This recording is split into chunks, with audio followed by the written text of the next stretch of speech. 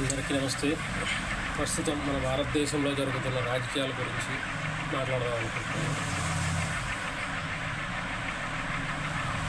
లక్షల కోట్లు దోసుకొని తిన్నోడేమో దర్జాగా రాజకీయ నాయకుల పక్కల్లో తిరుగుతాడు. ఈ 100 రూపాయలకి 1000 రూపాయలకి 1000 రూపాయలు దోసుకొని తిన్న దొంగలకు వాళ్ళకేమో ఉరి శిక్షలు, మరణ శిక్షలు పడతాయి. భారతదేశ ప్రజల సొమ్మును దోసుకొని తిన్న, లక్షల కోట్లు దోసుకొని తిన్నోళ్ళేమో రాజాల లెక్కన బతుకుతున్నారు. దానికి కారణం ఏంది? రాజకీయ నాయకులు వాళ్ళ తొత్తులుగా మారిపోయినారు కాబట్టి. ఇంకొకటి ఏంటంటే, నాకు బాగా 13 నుంచి 14 సంవత్సరాల వయసు ఉంటుంది. అప్పట్లో ఇందిరాగాంధీ గారు, నాకు సరిగ్గా హిందీ కూడా రాదు అప్పట్లో, ఆమె ఒక మాట అన్నది,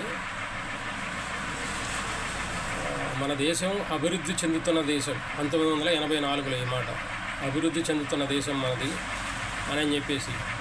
అప్పట్లో చైనా వాళ్ళకి కనీసం తినడానికి తిండి కూడా లేదు. అలాంటి చైనా ఈరోజు ప్రపంచంలోనే నంబర్ 1 పొజిషన్కి వచ్చే పొజిషన్లో ఉంది.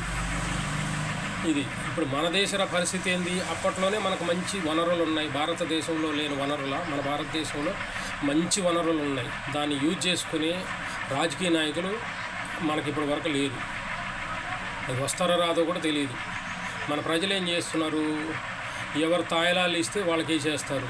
ఇప్పుడు రాజకీయ నాయకులు ఏం చేస్తున్నారు? ఎవరన్నా నోరెత్తి మాట్లాడితే వాళ్ళ మీద కేసులు, ఈడీ కేసులు,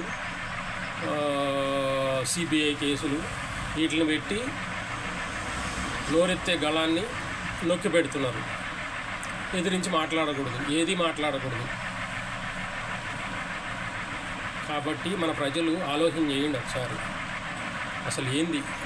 ఇదే పరిస్థితి ఉంటే, ఈరోజు నేను చెప్తున్నా, రాసి పెట్టుకోండి ఎవరైనా కానీ, ఇదే పరిస్థితి ఉంటే ఆఫ్టర్ 10 years భారతదేశంలో middle class, upper middle class, lower class, poor families బతకడం కష్టం అవుతుంది.